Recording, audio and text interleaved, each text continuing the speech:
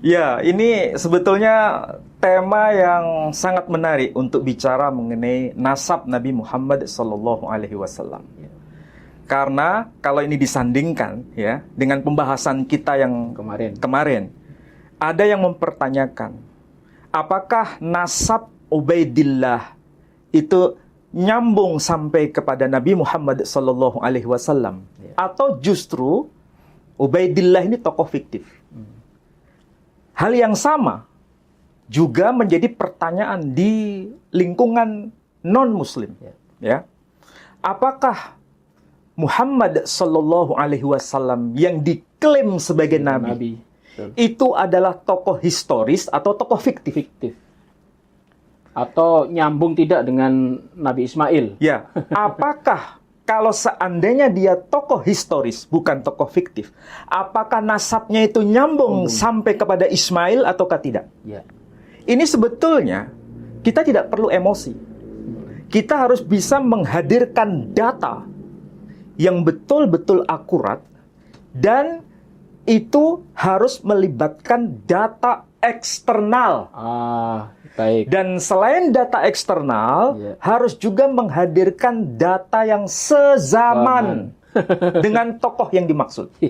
Dan kita akan bedah itu pada malam ini dengan dokumen-dokumen pembanding yang tentu saja melintas batas agama, melintas batas bahasa, melintas batas kultur. Oh, ada itu ya?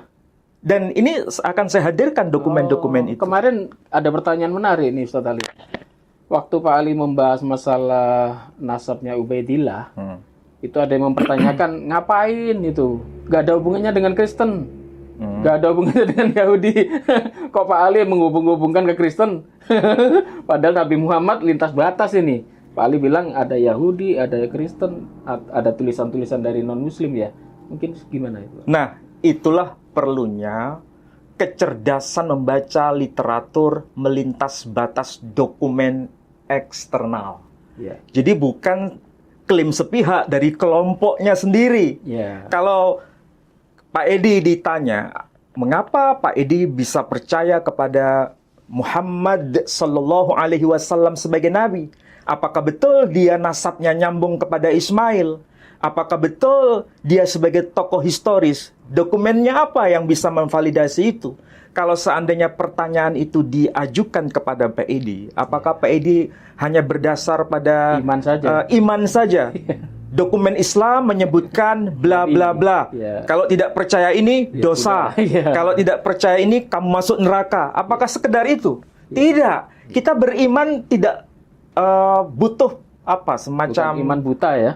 Pengakuan sekedar pengakuan yang buta, tapi bagaimana kita mempertanggungjawabkan iman kita itu berdasarkan dokumen-dokumen yang valid.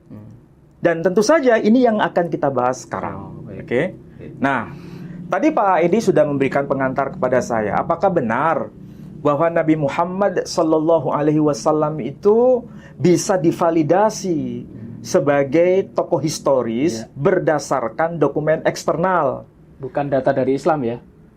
Data Islam otomatis kita sajikan. Tetapi itu bukan sebagai pembenaran. Tetapi bagaimana itu bisa diakui kevaliditasannya berdasarkan dokumen pembanding di luar dokumen Islam. Apakah ada? Kemudian, apakah memang ini nasabnya nyambung kepada Ismail? Dan ada pengakuan dari dokumen eksternal itu. Dan sezaman. Oh, sezaman Nabi Muhammad. Malam ini Pak Edi, kita akan coba melihat data ya, Data yang ditulis oleh dokumen eksternal itu sangat luar biasa penting. Karena apa? Karena saya sekarang ini bicara dalam konteks kajian filologis, kajian ilmu filologi. Orangnya disebut filologis.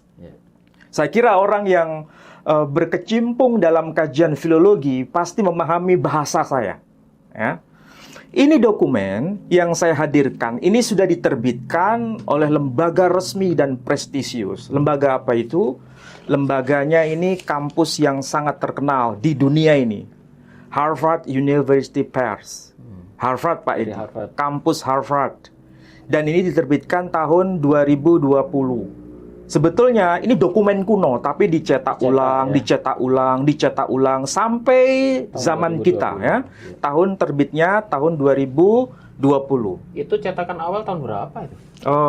Di sini tidak ada penjelasan, tapi yang jelas kita akan tahu ini tokohnya bernama Sophronios of Jerusalem. Jadi Sophronius, namanya Sophronius. Sophronius of Jerusalem. Sophronius yang tinggal di kota Yerusalem ya. Beliau ini seorang rahib. Kalau disebut rahib berarti tokoh besar di kalangan Kristiani ya. Beliau lahir tahun berapa?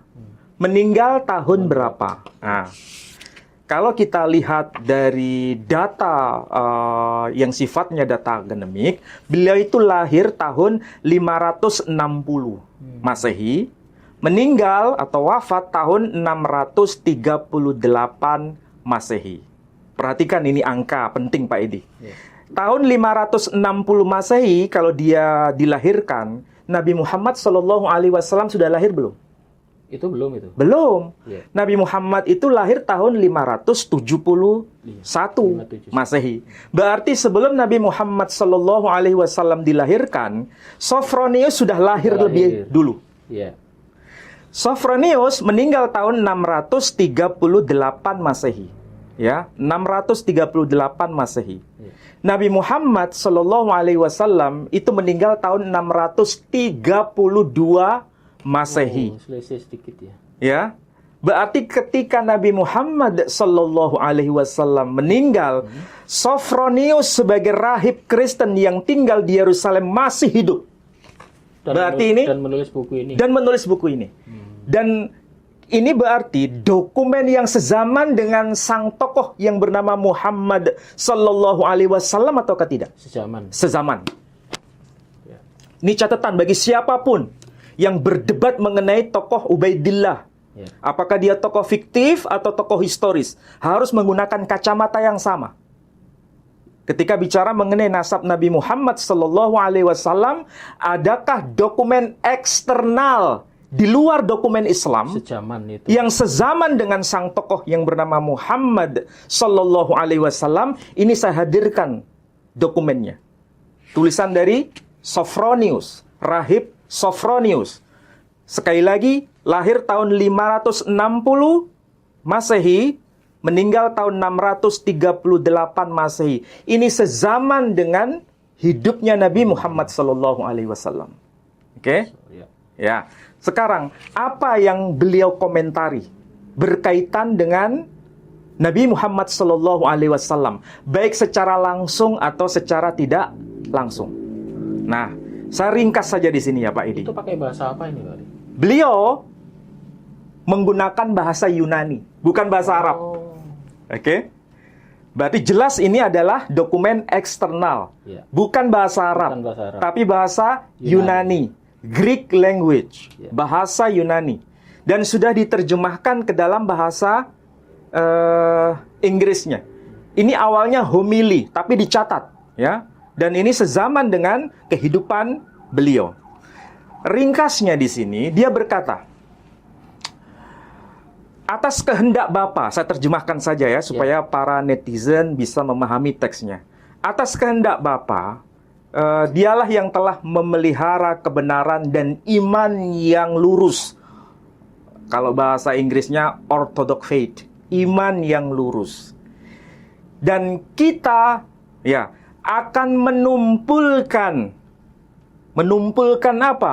Menumpulkan pedang-pedang kaum keturunan Ismail. Ya, kita akan menumpulkan pedang kaum Ismail, pedangnya kaum keturunan Ismail. Dan kita akan mengembalikan pisau belati kaum Sarasen. Kaum Sarasen itu siapa? Nah, belum saya jelaskan. Ya. Jadi di sini ada ungkapan kaum keturunan Ismail, ada ungkapan kaum Sarasen, dan kita akan menghancurkan mata mata anak panah kaum Hagaren. Oh, ada Sarasen, ada Hagaren. Jadi ada 3 kata kunci ya. Kaum Sarasen, kaum Ismail, kaum Hagaren. Ya. Siapa mereka ini?